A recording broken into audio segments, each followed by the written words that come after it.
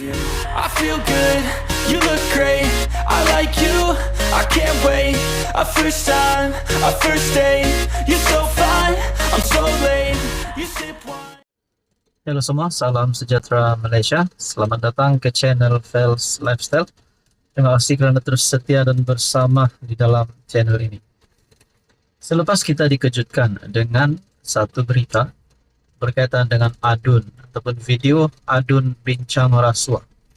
Ada yang kata pemimpin paling berpengaruh di negeri, mungkinkah juga seorang ketua menteri ataupun mungkin menteri besar. Nah, yang terkini, tuan-tuan dan puan, banyak saja pendedahan yang kita dengar berkaitan dengan ini. Namun ini satu pengakuan daripada kepimpinan PAS yang pasti mengejutkan ramai. PAS gesa SPRM, siasat segera dakwaan rasuah 8 adun. PAS menggesa SPRM untuk menyiasat dengan segera dakwaan seorang pemberi maklumat berkenaan skandal rasuah melibatkan 8 adun. Tuan-tuan dan puan, sebelum saya meneruskan di dalam isu ini, adakah 8 adun ini adalah mereka, kesemua 8 adun ini adalah daripada satu parti yang sama ataupun berasingan parti?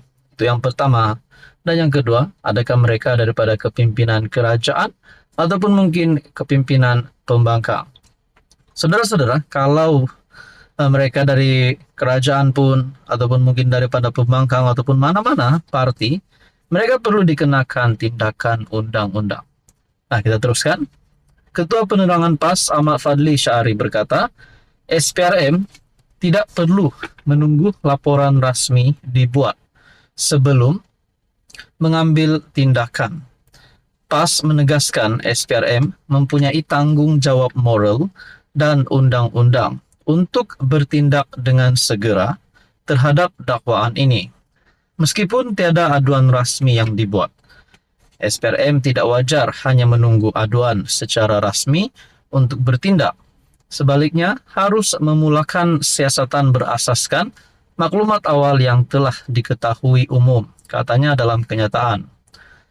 Malaysia kini melaporkan berkenaan 8 rakaman video yang didakwa memaparkan adun membincangkan rasuah berjumlah ratusan ribu ringgit yang diterima mereka untuk menyokong projek di negeri berkenaan.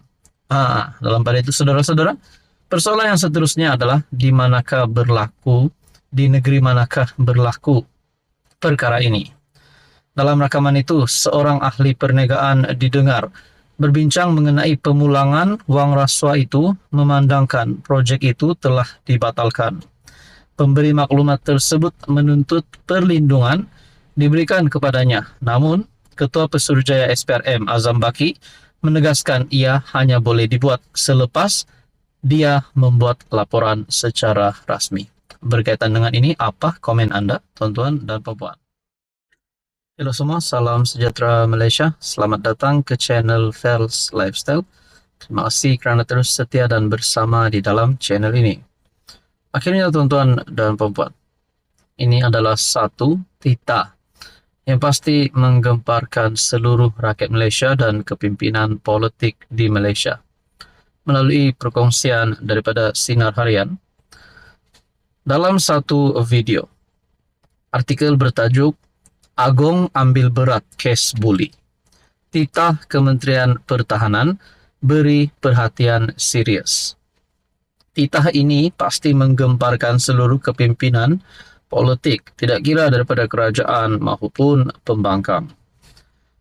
Berita sepenuhnya yang di Pertuan Agong Sultan Ibrahim menitahkan Kementerian Pertahanan memberi perhatian serius terhadap kes buli yang telah beberapa kali dilaporkan berlaku di Akademi Latihan Ketenteraan ALK Universiti Pertahanan Nasional Malaysia UPNM. Memandang serius kes buli terbaru yang mengakibatkan seorang penuntut mengalami keretakan tulang rusuk dan tulang belakang, Seri Paduka Baginda bertitah budaya buli tidak boleh dibiarkan berlarutan. Ia bukan sahaja menjejaskan kesejahteraan pelajar, tetapi juga mencemarkan reputasi institusi pengajian tinggi di negara ini. Titah Seri Paduka Baginda dalam hantaran yang dikongsi di Facebook Sultan Ibrahim Sultan Iskandar. Menurut hantaran itu, Seri Paduka Baginda juga berkenan menerima menghadap Menteri Pertahanan Datuk Seri Muhammad Khalid Nordin di Istana Negara. Sultan Ibrahim bertitah, kes buli di ALK UPNM bukan pertama kali dilaporkan. Malah sebelum ini sudah terjadi beberapa kali sehingga meragut nyawa.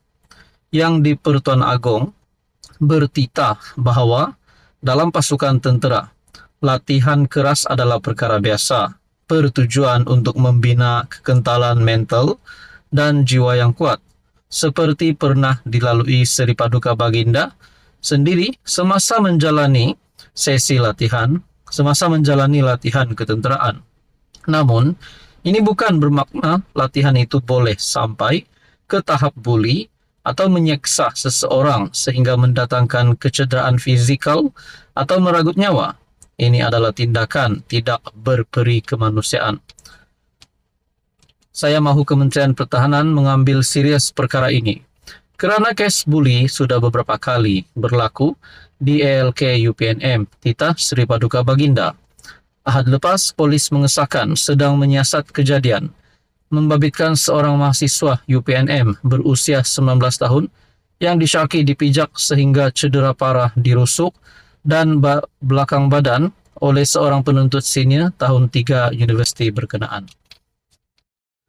Hello semua, salam sejahtera Malaysia, tuan-tuan dan puan yang saya amat hormati. Terima kasih kerana terus setia dan bersama di dalam channel ini. Berkaitan dengan kes yang tular baru-baru ini, berkaitan dengan rasuah yang melibatkan pemimpin-pemimpin politik yang bergelar ahli Dewan Undangan Negeri. Ada yang kata mereka ini memegang jawatan tertinggi bagi sesebuah negeri. Adakah mereka ini tergolong di dalam kalangan menteri besar ataupun ketua menteri? Tuan-tuan dan puan, akhirnya salah satu kepimpinan politik yang berpengaruh di Sabah, yaitu ketua menteri, dalam satu kenyataan, HGG janjikan kerjasama, mahu pemberi rasuah ditangkap dulu. Laporan awal artikel ini tersilap memetik HGG mengakui namanya disebut dalam skandal pemberi maklumat. Laporan ini telah dipindah untuk mencerminkan kenyataan sebenar HGG selepas Malaysia kini memperoleh rakaman mengenai apa yang diberitahu kepada media. Kesilapan itu dikesali. Ketua Menteri Sabah Haji Jinor berikrar untuk memberi kerjasama penuh kepada pihak berkuasa berhubung rakaman video adun membincangkan rasuah, namun mahu individu yang dianggap pemberi rasuah ditangkap terlebih dahulu.